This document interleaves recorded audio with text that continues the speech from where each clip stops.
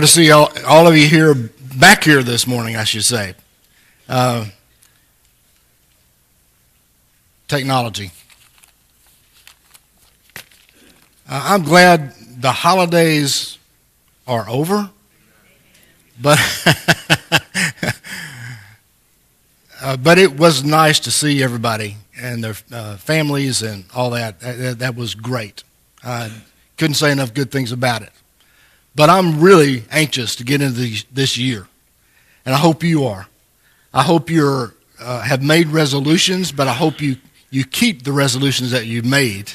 I hope one of your resolutions is that you want to be more godly, that you want to read your Bible more, or that your spiritually orientation is more intact. I hope that one of your resolutions is that you're going to be ministerial, that you'll serve other people more, and you'll serve the lost more. I mean, that's what we're here for, isn't it? And if you didn't make your resolutions, or if you didn't make one of those your resolutions, it's not too late.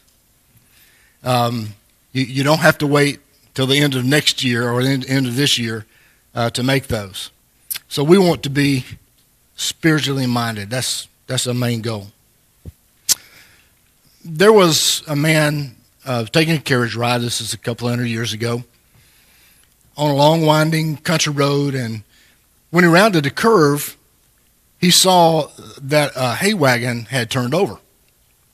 And it was not really a bad wreck, but the hay wagon had turned over, and the hay was all over the ground, and there was, the horse was grazing on the side of the road, and there was a young boy standing there, and he was just surveying the situation. So the man stopped. He said, hey, so you got a problem? He said, yes, sir. He said, we were going down the road, and everything was fine, but we met somebody coming the other way, and my horse spooked a little, and the wheel ran over a rut, and it threw the wagon off in the side of the road and hit a mound and so forth. And so I don't know what I'm going to do. And the man said, well, I'll tell you what, I'm headed home, and I need to get some stuff so we can right your wagon. So why don't you hop up here with me in my carriage, and we'll go and take care of that. And the boy said, I don't think my dad would like it. And the man said, well, I'm just going to help, and we'll be gone, maybe 15 minutes or so. My house is a couple miles away. And really, I don't want to leave you on the side of the road by yourself. So, come on with me. And he encouraged him. And he said, well, I don't think my dad will like it, but I'll go with you. And so he hopped him in the carriage, and they rode to the man's house. And when they got there, the woman came out and said, oh, I'm glad you're home. I just got lunch prepared. Soup is prepared. And so the man said, well, why don't we get a bowl of soup? It's about 12:30, and then we'll get the stuff and go back and get your wagon. He said, I don't think my dad will like it. And he said, he encouraged the boy, it's hot soup, and we're going to need our strength and other things he passed along. And the boy said, well, okay. And so they started back home, and all the time the man's trying to figure the young man out, but he's trying to keep it upbeat. And he said, well, I'm glad we had the soup. That was good soup, wasn't it? He said, yes, sir, but I don't think my dad's going to like me staying and eating. And he said, look, he's about perturbed at this point. He said, I've gone on my way. I stopped. I took care of you. I fed you soup. I'm going to right your wagon. He said, I want to meet this dad of yours. Where is he? He said, he's out there under my hay wagon. Sometimes our best intentions don't work out that well. Sometimes what we think is going to be rosy and good and perfect, and we're just trying to do the right thing, doesn't always work out being the right thing. And sometimes when we're closed mouth, it doesn't appear to be the right thing either. Well, we're studying David. And David comes from the story. We're in chapter 12. Last week, I think, or week before, I think, you studied about David and Goliath and all that. David is now the king of Israel. And if you check in on David, you find out that things are going quite well. I mean, what wouldn't be going well? David's the king of Israel. They're now joined back together. That's a really good thing. They were separated and apart. And 2.5 tribes, I think it was, were southern Israel. And the rest of Israel went to the north side. And then they got into, Egyptian captivity, or not Egyptian captivity, but Babylonian captivity and all that. But now it's back together. Well, the Philistines had stolen the Ark of the Covenant. That's not good. And the Ark of the Covenant is back home. That's really good. And they had won victory over the Philistines a couple of times, I think, the Jebusites and the Arameans. Everything was going well for David as king. Well, when it started out, when David was a young boy, and Saul was the king of Israel, David was selected to be the king himself. You remember about Samuel going to Jesse's house and seeing his boys, and they came in one at a time, and they were rejected. And he said, "Don't you have any other sons available?" And he said, "Well, I got, David, he's out tending sheep." And so he's just a kid. But when he walked in the room, Samuel said, "That's the one. And that's the one that God had sent me here to anoint." David had a heart for God. He had a heart that desired God and desired good things. And so from a little kid, he was hand selected by God to follow Saul's kingship. So David comes along and he grows up a little he's still living at home. His brothers are in the war against the Philistines. David goes out, he sees, the Philistines on one hill and the Israelites on the other hill, and a giant in the middle, and David couldn't figure out why they're not advancing or why they're not taking that call to battle. And so David himself goes down there with a sling, and you know the story. David kills Goliath. Well, then David is brought into Saul's household, and at first he's a harp player, a lyre player, and he's a poet, an excellent poet, and he sings songs. He's an excellent singer too.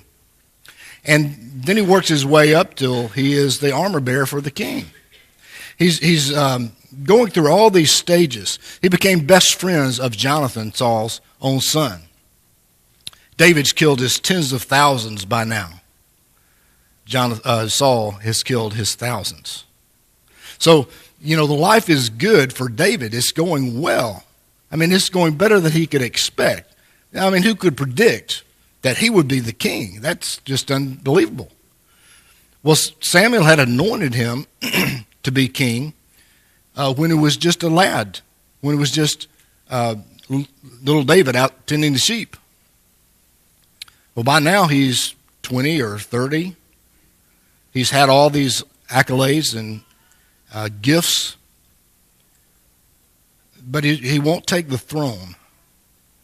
He could have. Saul tried to kill him a couple of times. He could have killed Saul too. But David is waiting. His timing is right because he's waiting for God to make the timing right. So eventually David becomes the king. But something happens. In 2 Samuel verse 11, verse 1. It says, "In the spring at the time when kings go off to war, David sent Joab out with the king's men, the whole Israelite army. They destroyed the Ammonites and besieged Rabbah. But David remained in Jerusalem." Well, that's unusual. David has been king for a while now. He's mature. He has seen a lot of things happen. But he got a little too comfortable. He got a little too reliant on Joab. David was excellent at battle plans. Battle plans are good before the battle begins. But as the battle's going on, the battle plan may need to change. David's really good at that. He's proven he's good at it. But he's out of position. David is out of position. Because he's supposed to be at war, as all the kings are in the spring, but he's at home. We normally don't get in a whole lot of trouble when we're in our position at home or when we're in the place that we're supposed to be. It doesn't usually happen for us, happen to us then. Doing what we're supposed to be doing, keeping our minds occupied with minding the right kinds of things.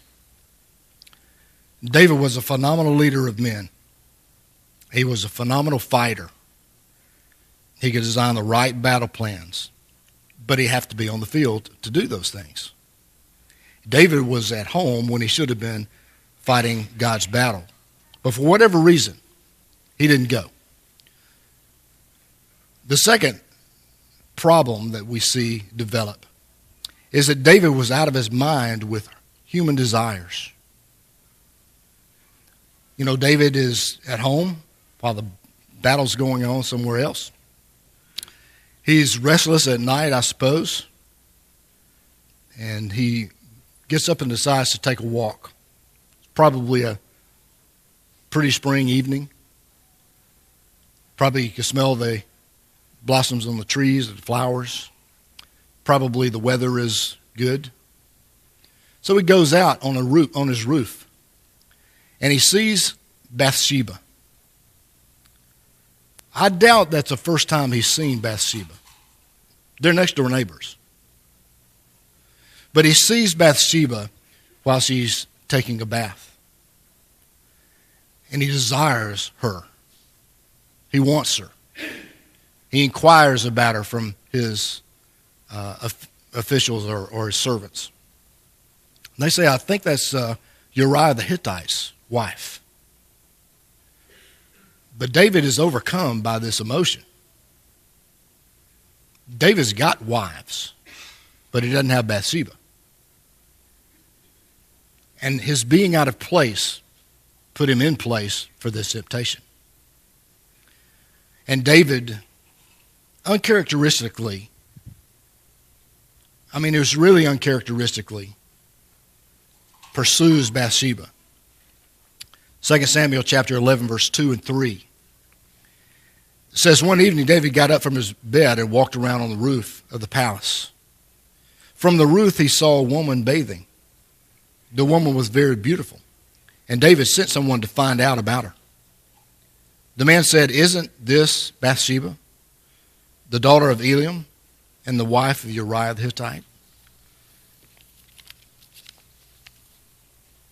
When we're out of position, out of wherever God put us or where he wants us, then we're liable to be out of our minds with any kind of earthly desires, anything that appeals to us. And David had that appeal. He looked lustfully, and he desired Bathsheba. He knew that she was not available. He sent for her anyway. And they were intimate. But life is still good for David because nobody knows about this. And she goes home, and he goes back to being king, and all's good. And then she sends him a note that she's pregnant. Well, this is a problem because Uriah is out fighting the battles that David's supposed to be at. Uriah's a good man. He's fighting hard for Israel while David's at home. So David develops this plan, this secrecy has to continue, because you remember that, adultery is frowned upon. And in the old law, adultery cost a person his life. David's very life is at stake. So was Bathsheba's. But David was out of his element with secrecy. So he became overcome by this secrecy, or this desire and need at this point for secrecy. 2 Samuel chapter 11, verse 5 says, the woman conceived and sent word to David saying, I'm pregnant. And now panic mode sets in for David. And it seems like his mind went into recovery almost immediately. In other words, what can I do? What are my options available? And then verse 6. So David sent this word to Joab. Send me Uriah the Hittite. And Joab sent him to David. This is from the battlefront. When Uriah came to him, David asked him how Joab was, how the soldiers were, and how the war was going. Then David said to Uriah, go down to your house and wash your feet. So Uriah left the palace, and a gift from the king was sent after him. You notice what David is trying to do is to put Uriah with Bathsheba. So he suggests to him, why don't you go home and wash your feet? In other words, you can clean up a little bit. He is figuring that Uriah and Bathsheba will be intimate too. Then the pregnancy can be blamed on Uriah. So Uriah left the palace, and the gift from the king was sent after him. But Uriah slept at the entrance to the palace with all his master's servants, and did not go down to his house. But when David was told Uriah did not go home, he asked him, haven't you just come from a distance? Why didn't you go home? Uriah said to David, the ark and Israel and Judah are staying in tents, and my master Joab and my Lord's men are camped in the open fields. How could I go to my house to eat and drink and lie with my wife? As surely as you live, I will not do such a thing. Then David said to him, stay here one more day, and tomorrow I will send you back. So Uriah remained in Jerusalem that day and the next. At David's invitation, he ate and drank with him. And David made him drunk. But in the evening, Uriah went out to sleep on his mat among his master's servants. He did not go home. As much as David tried to encourage Uriah, he couldn't do it forthrightly because Uriah would probably find out. So he decided that I'll have him over and I'll get him drunk. And then he can go home. And Uriah, ate and drank, and he was drunk. But he stayed on his mat outside. He didn't go in the house.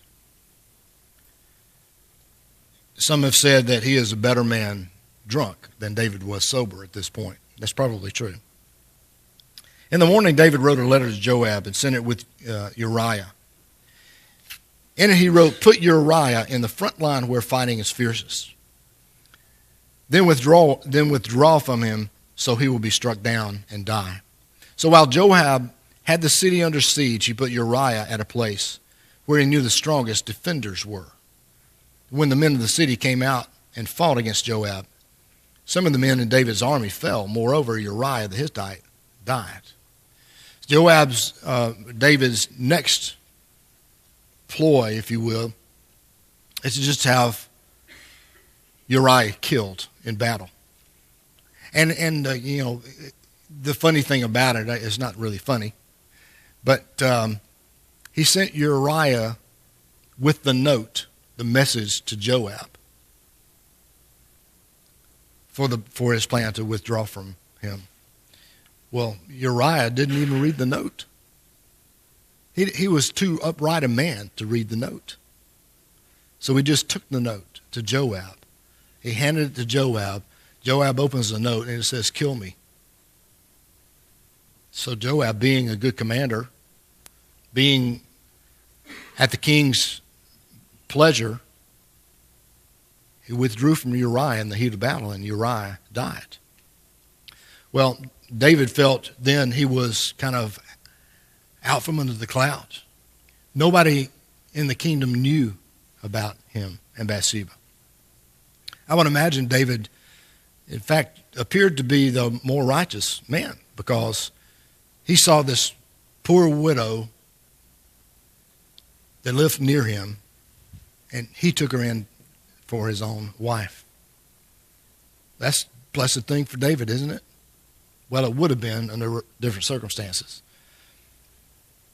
But David was out of excuses before God. Almost a year had gone by, and David had not talked to God about the situation. I mean, pregnancies only last 8 or 9 months. But sooner or later, the reality is going to come out. And David had not talked to God about the situation. He had not been upfront about it. And then things are good, when things are good in our lives, Satan sells us on the idea that cover-up is a good thing and that there's nothing really to pray for in that situation. Satan can talk us into not praying. It's almost as if I don't bring it up, God won't think about it. That's not ever true. And so God sends Nathan the prophet.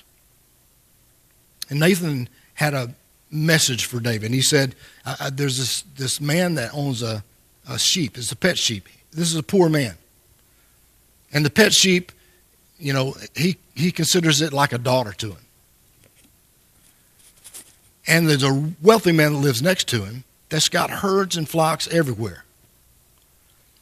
And when he has a guest come in, instead of killing his own sheep, he kills this neighbor's one pet sheep. What do we need to do? And David flies off the handle. He goes overboard.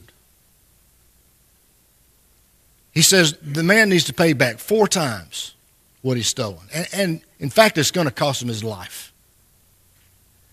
And this seeming outrage at this seemingly sinful taking of someone else's stuff really reverberated a lot. And Nathan said, "That's you. Thou art the man.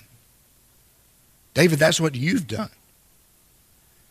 You're married, and you could have had more wives, or if you wanted more stuff, it was at your availability. God would have given it to you. But you've taken Uriah's wife." What happened at this point? If it was Saul, the man that David replaced as king, Saul started making excuses. "I've done everything the Lord said," Saul reports. But he didn't do everything God had said. And so he was, the prophet said, "Well, what's this bleating of the sheep and lowing of the cattle I hear?"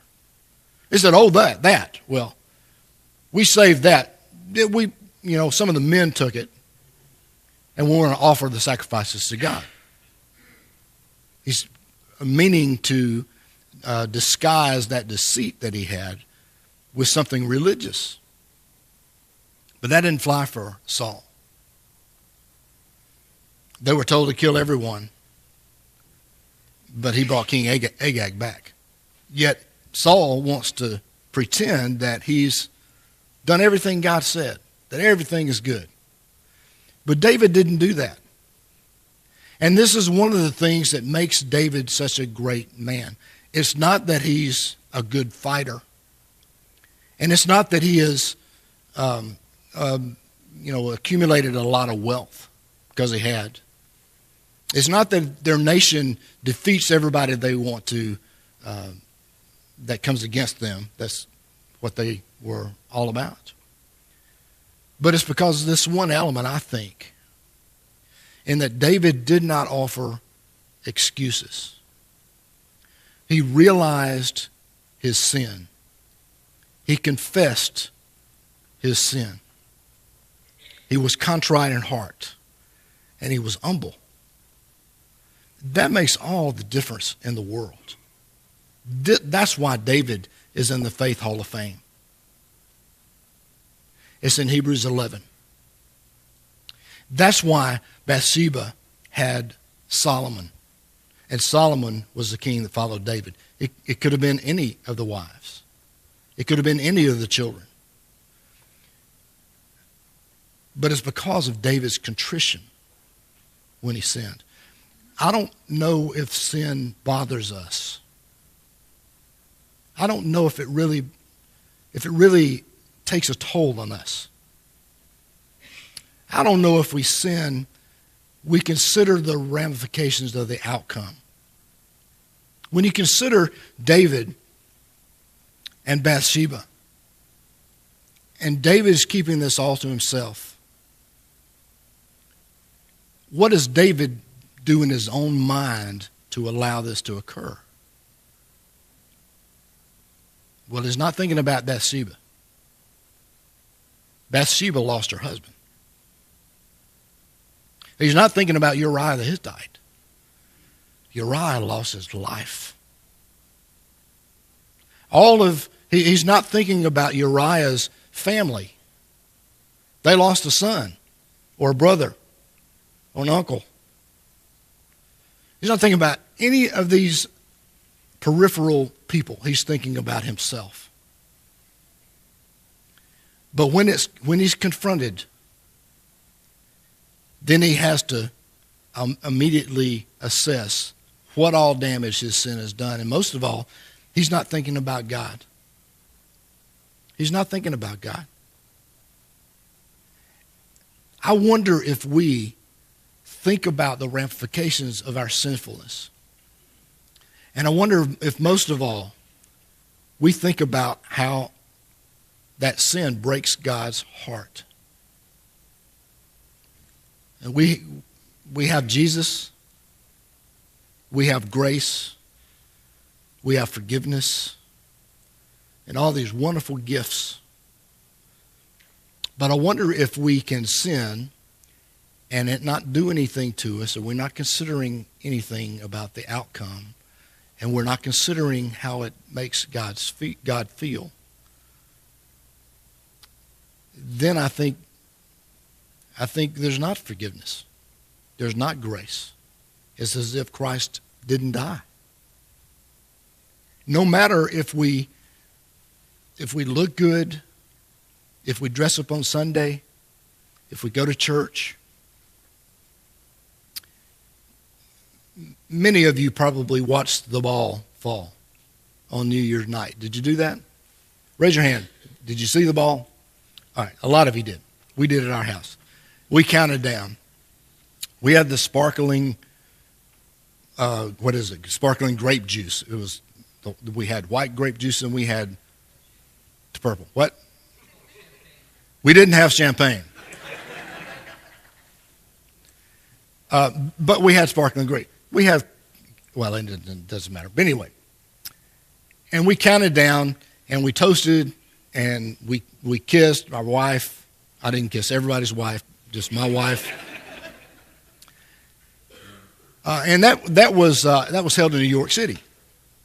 And New York City was, Times Square was packed.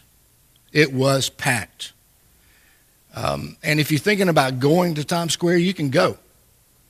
But when you get in your spot, you're there for 8 or 9 hours, regardless of bathrooms or whatever. So, that's just the way it is. But the building right behind that is called One Times Square. And that building is the little triangular building. It sits between two rows that go on either side and then one big row that goes at the middle. That building was built in 1903. And it's been sold a couple of times. It's got the ads on the front. But the building was an office building when it was originally built.